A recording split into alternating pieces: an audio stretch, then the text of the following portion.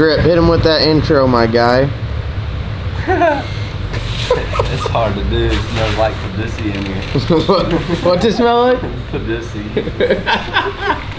All right, guys. If you guys have seen Big Drip walking around back here, hey, let's go show him your fine work. Come on, come on. We gotta show what we working on cars. We building cars. The dog's working. Travis is working on a table back there. BJ's making sure that chair don't run away. Working on this race car here. It's a whole job just to get there to look at it. Let's go. Well, I mean, we're about to run a marathon. You guys know we've been doing some renovations to the shop itself. The office is inaccessible right now. We got a upstairs that is going to be our new storage area. That's where Drip came in. How was it? Tell them how it was. My knees are retired for now. Is your back broken? No. Spinal? Yeah, it's very spinal. So we got these stairs here, which are, how would you say these stairs are? Slightly close to code? Like elliptical that you exercise on, you know? Like you ain't even gotta have one here. You just run up and down this thing.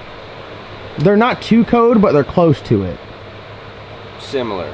Yeah, I like it. So you got this right here, work out your thighs. Yeah, very, here, we'll turn the world's loudest fan off.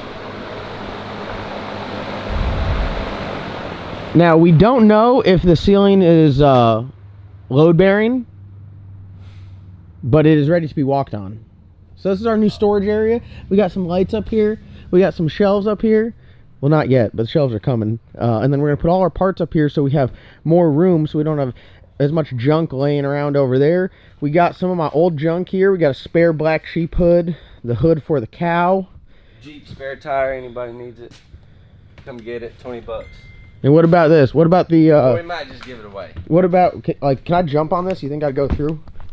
No, you're not going through. I know over my desk there's a bunch of the popcorn ceiling that fell down from, you remember the trusses? Yeah, I mean, honestly, like, it needed to be demoed and then put back because but we did the LS Nasty way, right? I don't know if that was it. Yeah, it's good. You could feel it though. You know when you're walking up here because it's a little bit flexible in some spots. We have no more to fill the gap, so don't even shine on the. Damn, what is this?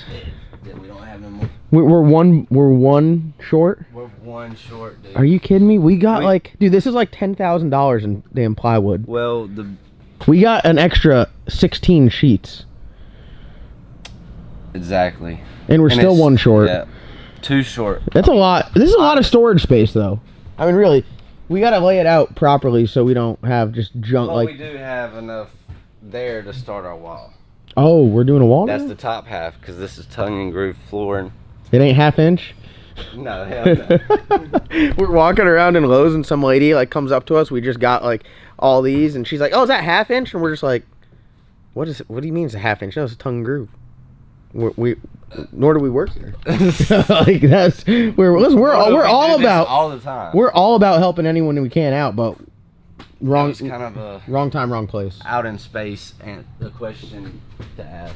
All right, so everything's some 4 guys that are just walking around Lowe's at 10 o'clock at night. Right. So you got to go down the stairs of death. You got to go down them like you're 4 years old. The same leg goes forward every time.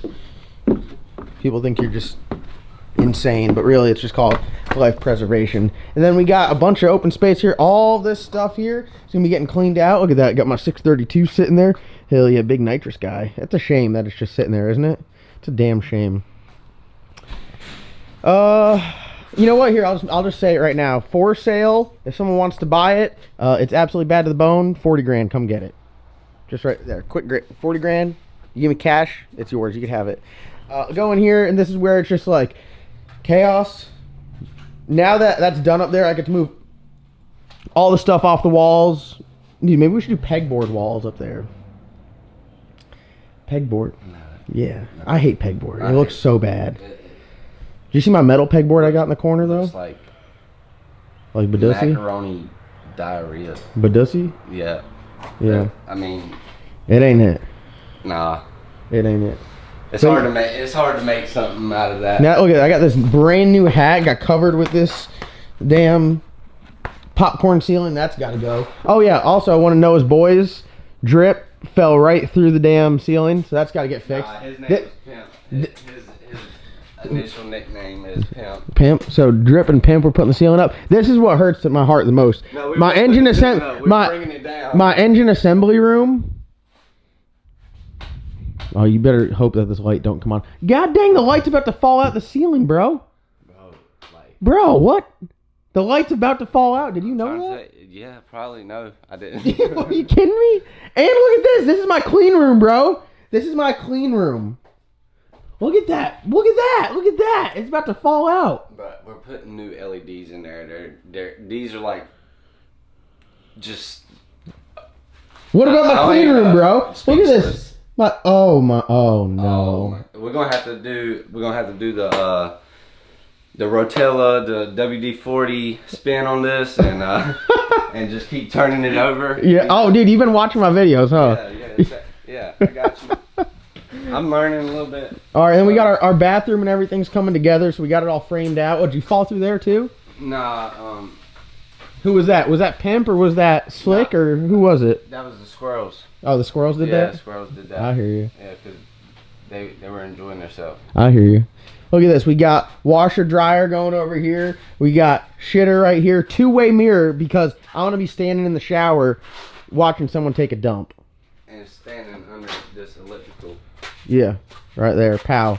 Damn. Good to go. Dryer over there. Washer here. And then big clean out sink right here as well. And then we're good to go. We'll be ready to rock. And then we got these tires here. They're not for sale. We have just enough tires to replenish every vehicle we have. So that's why they're not for sale. But yeah, that's your update. That's what we got going on. It's been rough. That's why I've been sitting out in the shop. That's my new office. And we've been living out the toter because we can't, we got no break room. We got no AC. We got nothing in there. So all right, let's get down to it. Back to business. Building the world's fastest, sickest, most badass new edge on planet Earth. It is literally a flawless car except for this dent right here. This is the only thing that's not flawless on it. Want me to even it out? If you hit the other side hard enough, it'll knock it out. Let me go grab Logan. All right, Matt, what are we doing here with the world's sickest, most badass new edge Mustang on planet Earth? And TikTok and YouTube. Galaxy. Galaxy? The Milky Way. Milky Way. The Milky Way. So this car originally had a 410. All right, let's talk about the previous gear install. Not great. Axle install, just 1 to 10. Everything in the rear was 1 to 10. like a 2. A 2. Damn. Whoever did this, whoever installed this, you got to live with yourself, knowing you did it. Don't quit your day job unless this is your day job. Then quit. Knowing that you just did this 85% wrong. The only thing that you did right was you had it in there.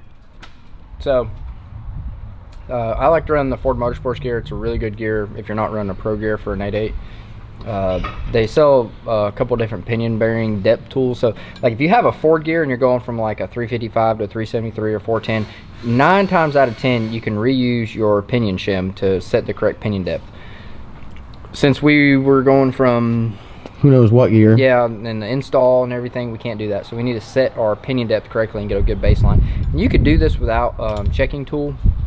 And there's a few different tools. I have one that goes in the caps right here. I got this Raytech one's a lot cheaper. Goes on, centers on the pinion right here. And most of the time pinions will have a number marked on it, and that'll be your pinion head height. So you'll take this number minus this number, which I already have I had to measure the pinion depth, which the calipers I got. Guys, okay, I hate to just be like asking a bunch of stuff. I know I asked for a dog toy in the last video, but if someone's got a badass pair of calipers at their shop, they don't use them no more, like, oh man, I never use these badass calipers, send them here. Address in the description below. Yeah, if not, we're going on Amazon in about 10 minutes. Yeah, and buying another shitty one, and 2 weeks later, same thing. Yep, so this one, it's got a measurement right here, 3020. So what we're gonna do is, it's gonna center on the pinion right here like this. It's gonna go and register inside where the carrier bearing would go. And then you'll take this.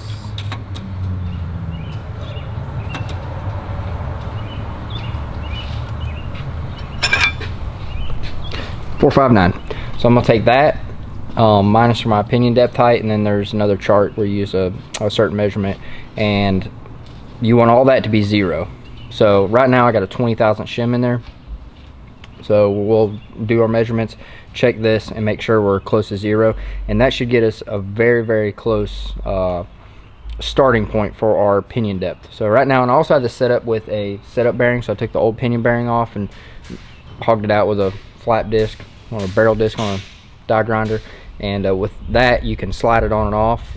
It's a very tight fit, so it's not, you don't want it really floppy, but just enough where you can slide it on and off without having to use the press, so that way if you need to change your pinion shim you can and adjust it and everything. So what we're going to do is we're going to get it all set up. Once everything looks good, we'll take it all back apart, take the setup bearing off, press the correct brand new bearing on there, and then all we should have to do is just reset our backlash, which normally too with these, like there's a few things that really help with a gear install, and that is your correct gear pattern, but also carrier bearing preload. So it takes a lot of carrier bearing preload. Like a 9-inch is easy because you got the spanners you can turn. 8/8's a little bit more difficult because you gotta put the shims in there. You gotta get the shims in there, so you can't just cram more shims. So they sell a case spreader that goes right here and here. Wait, was there supposed to be holes there? Yeah, normally there's holes right here. So what happened to the somebody holes? welded those up, but Why? they sell some other. Why? When they weld the tubes up, they might have. They need to stop with whoever's doing all this MIG welding on this car needs to. You and the guy that did the gear, stop. Leave it alone. So they sell one that, and you can take a piece of angle and bolt in here, or you can try to, hammer. I try to do, like, if I have a case spreader, I'll put 10 on each side. It's a little tight for a street driven car, but it'll be okay. I think the spec's like 6 on each side, so you get your backlash set, everything's good, and then you just add 6,000s to each side, shove it in there, and that's your correct carrier bearing preload. The more carrier bearing preload you have, the better, because this thing under power, or any differential under power, the gear pattern, you're checking it right here, no load on it. Whenever you put 1,500 horsepower through it and it's trying to accelerate a car that's 3,000 pounds, the case deflects, everything spreads, and your pattern changes pretty drastically. So, thoughts on the 33 spline axles? They're big 33 splines. They're big. Yeah. They're all there. All 33 of them. They're 33 spines, but I keep them clean. Yeah. Nah, I think it'll be okay. All right. Hey, Travis. Hey. Throw me a tennis ball right next to you, my guy. Whoa. No, right behind you. Whoa. Why? Because Oh. we're about to give Ava a workout. Hey, nothing too athletic here. Nothing too athletic here. Look at this. Oh, easy now. Easy. Which way you want to go? You want to go down there? Oh, wrong way. All right. Ready? Look at that. Athletic. Nope. You can tell she's a gross. Yep. We're just doing everything in today's video. Is that over 5 pounds? No. Look at that. Oh, athlete, bro. Athlete. Runs in the family. All right. Some days you are the bug. Some days you're the windshield. Some days you're the wall. This is a windshield day. We got some stuff done. It was one of those days where we had a bunch of different things going on. I wouldn't say distractions, but other obligations that take away from the immediate focus on this thing. So, what time is it? It is now, this is the, listen, 1 o'clock, 12:51. This is the quickest I could get back to the camera and get filming. We ran some issues with the rear end. First of all, Matt, can you quickly just address what we got going on here? I said in the other video, having the washers in here, something's not right. Yep. So this is, first of all, this needs to be cut, this register, so it can go inside the C-clip eliminator farther. Push it up against it so everyone can see the gap. So see that gap right there? Yep. This gap is not supposed to be here. Yep. So if you cut it down, it'll get a little bit closer, but it still can't go here. And the reason it's like this is designed for the brake backing plates, like your disc guard, to go in there, and then that'll bring that flush there. They sell some spacers. We could cut it out, but we ended up getting another rear end right So this is our solution. Oh, look at that. My man. FC, you out of here? Yeah, take it with you. I'm taking it back. I can't eat no more. We needed these right here, which they're beat up. It really doesn't matter because we're going to cut them pretty much flush with the flange. But my boy Jake, J&J Paving, hooked it up. I needed an 8/8 We got a whole. I really just needed those dust guards. Ended up getting a whole complete 8.8 with disc brakes. You can't beat that, can you? Can't beat it. So we're gonna be able to get that stuff and put it on there. And then we ran into some other slight issues with. I wouldn't say there's slight issues, but I'd say there's just some obstacles. Yeah, so we're running a solid pinion spacer on it. So instead of a crush sleeve, because any kind of drag car, you really want to use a solid spacer, because with the crush sleeve, after you really hit it hard a few times, it can compress the sleeve a little bit more, and then you lose your pinion bearing preload, which on an 8.8 I usually shoot for like 20 inch-pounds of rotational force. So what you're going to need is a inch-pound torque wrench, dial style. So if you come in here while you're rotating it, so this is like, I don't know, a little over 50. So what you do is you add or subtract shims between the two pinion bearings to change that. So you would add a shim to make it looser, so like we're at 50, so you'd want to go to 20, so take 30 out of it, or you subtract shims to make it tighter. So if it has like no resistance on it at all, you would do that to make it have more resistance to try to get to your target number. The problem is the shims that came with it, there's not a shim in between to where we need to be. So it's either too loose or it's too tight. It's either at like 5 inch-pounds or 50 inch-pounds, and I need to machine the actual thick spacer, because it's got a real thick spacer that's like 700 thousandths long, and then it's got a bunch of little tiny shims that go on that. So what we're going to do tomorrow is we're going to take it all back apart and sand that spacer down, because we don't have a lathe or anything here to turn it down. How many times have we had this pinion in and out? Oh, probably 7, 8, more than that, dude. 10 times trying it. Because another thing is the dial caliper. So you would want to, well, the way I do it is I measure all my shims, and then I figure out what I want my target thickness to be. So if it's like 605 and I want to be at 600, I try to come up with a shim stack that's, 5 thou off. Our dial calipers are damaged. Shitty. Send us good ones. Someone send us good dial calipers. Amazon. We're gonna get some something, because the problem is the repeatability. So you measure it one time, it'll say it's 10 thousandths. You measure it again, it says it's 8 thousandths. You measure it again, it says it's 12 thousandths. So it's kind of like we don't know. So change it around. It just really, it needs to be sanded down or machined down in a lathe, which, like I said, we don't have. So we're gonna just manually do it by hand tomorrow. Tell them about the Crimp King. Oh, Crimp King's in the house. Who's that? John's been over here. He's Brown and Miller Crimp King. Dude, look at this shit. So Brown and Miller custom line. Show them how this fits. Show them how good it fits. Little Adel clamp action. Bam, right there, looking good. I ordered a shit ton of fittings. Yeah, today. Yeah, we ordered a bunch of fittings, and I heard a lot of people. You do measure these after you crimp them, and we do if our dial calipers were correct. So they've been measured. Everything's good. It's crimped correctly.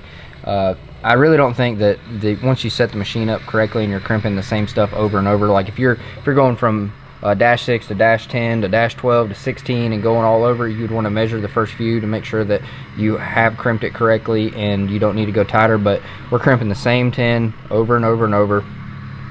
Everything's good. So we're gonna get that. We got some more fittings for our pumps. Oh, tell someone what they need to send us. Someone needs to send me 50 feet of dash 16 black AN line. I don't care who you are. If you got 50 foot of it in stock, send it this way. Just put it in a box. Address is in the description below. Send it. I got all the fittings. I just need 50 feet of dash 16 line. Not just for this car. We need some other stuff, but we're gonna get some more. It's just part supply shortage. Anybody building a car right now, they feel the pain. So when you go to order something, it's like out of stock. So we're gonna dig on that tomorrow some more. Man, give away the Trailblazer. Oh yeah, tomorrow's upload will be the Trailblazer winner. So be on the lookout for tomorrow's video. The winner of the Trailblazer will be announced. Oh yeah, like we did some work today. Look at it. Matt got these welds knocked out, welding the fittings on there. Water pump looked absolutely great. Got that welded up. There's a lot of jumping around. We're doing a lot of stuff, ordering stuff. We got a bunch of stuff ordered for the. Had to go and take wheels off of a truck out there. Guys out on some storm work right now. We got 5 guys out working. If you guys haven't already reached out about storm work, send me an email, johndocrecovery@gmail.com. Get on board, make it happen. Don't miss out on this opportunity to have 9,000 race cars go into debt. It's like this: debt, not debt, debt, not debt, debt, not debt. Yeah, it's been a hectic day. It feels like a Friday. I know when you guys are watching this Friday. We've been at it since 8 o'clock this morning. It's now 2 a.m. We're gonna crash. Am I allowed to say that with you here?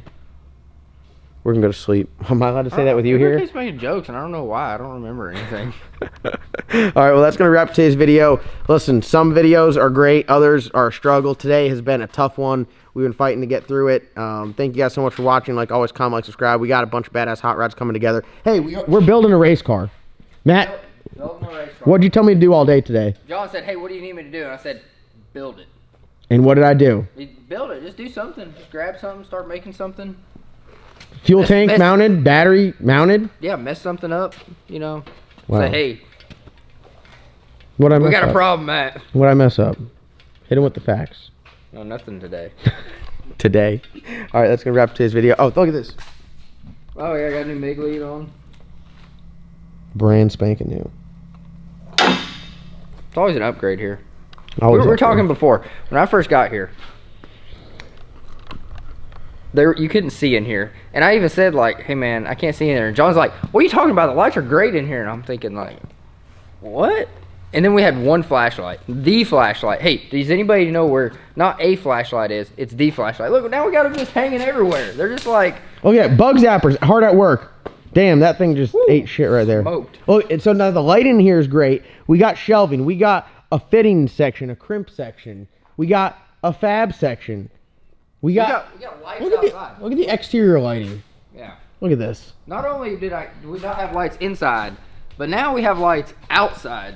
Look at this. And this is what happens when you don't pay rim time. They come here and they take your wheels. Yep, right there. 2022 limited on the jack stands. Just like that. Pay your bills, guys. Rim time ain't no joke. So wrap up today's video. Thank you guys for watching. Comment, like, subscribe. We'll see you guys in tomorrow's upload.